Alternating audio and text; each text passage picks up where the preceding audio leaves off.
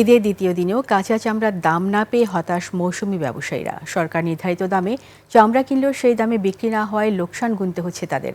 এজন্য ট্যানারি মালিকদের দায়ী করছেন আড়তদাররা। মেহেদী হাসানের রিপোর্ট।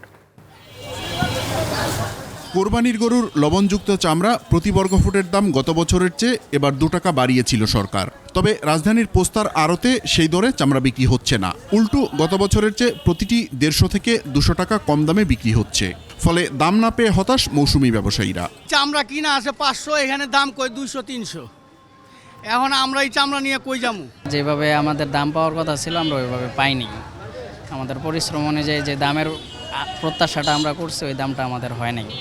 এদিকে এত কম দামে চামড়া পাওয়ার পরও নিজেদের লাভের হিসাব মিলাতে পারছেন না পাইকারি ব্যবসায়ীরা। দাম তো মোটামুটি গতবারের মতোই আছে, কিন্তু এইখানে সংরক্ষণের কোনো জায়গা নাই। কইতে লাভ ভালো আর কথা, আমাদের কস্টিং আছে না, কস্টিংই তো খাই ফেলে। লবণের বস্তা 1400 টাকা বর্তমান। দরপতনের জন্য ট্যানারি মালিকদের দায়ী করছেন তারা। আমরাও তো বিক্রি করতে পারতেছি না ওদের কাছ থেকে, ওরা আমাদেরও চুষতেছে। আমরাও মনে করেন ভালো রেট পাই না ওদের দিয়া, ওরা সিন্ডিকেট তো অবশ্যই হইতেছে মনে হয়। অধিকাংশ আড়তি হেমায়েতপুরে চলে যাওয়ায় এবছর পোস্তায় ভিড় তুলনামূলকভাবে কম। মেহেদী হাসান, 21 টেলিভিশন, ঢাকা।